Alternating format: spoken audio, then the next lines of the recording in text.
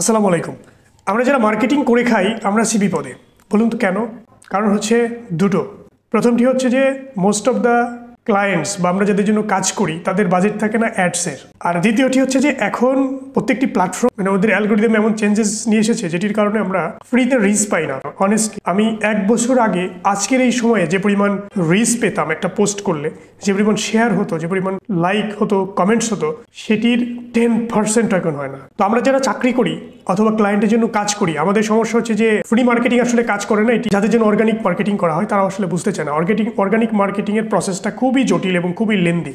আমার যেটি কনসার্ন সেটি হচ্ছে যে আপনারা যারা আপনাদের প্রোডাক্ট বা সার্ভিসের মার্কেটিং করতে চান, ফ্রি মার্কেটিং আপনারা করবেন, it's okay, it's just for like paid মার্কেটিংয়ের সাপোর্ট। এটা যে আপনি যদি ফ্রিতে যদি আপনি পোস্ট করেন, এটি যেটি হবে যে আপনি যখন পেইড মার্কেটিং করবেন তখন ওই কন্টেন্টগুলো আপনাকে হেল্প করবে আপনার কাস্টমারের যে ট্রাস্ট সেটা বিল্ড আপ করতে। বাট দিন শেষে আসলে এখন ফ্রি মার্কেটিং সব প্রোডাক্টের জন্য, সব বিজনেসের জন্য খুব ভালোভাবে কাজ করে না। তো যারা প্রত্যেকদিন একটা করে পোস্ট আমরা যদি করি, সেটি করাতে যদি কেউ আপনারা যদি ভাবেন যে এটি আসলে এঙ্গেজমেন্ট পাচ্ছে না কেন, লাইক কমেন্ট শেয়ার হচ্ছে না কেন, এটি হবে না। আপনি যদি রিচে গিয়ে দেখেন রিচ হয় না। তো ডিজিটাল মার্কেটিং যিনি করছেন তিনি তো পোস্ট করতে পারেন, তিনি নতুন নতুন কন্টেন্ট এখানে আমদানি করতে পারেন, সেগুলো পোস্ট করতে পারেন। বাট কিছু ক্রিন্স ওয়ে আছে যেগুলো আসলে ব্যবহার করলে সব ব্যবসায়ের সাথে যেটি যায় না।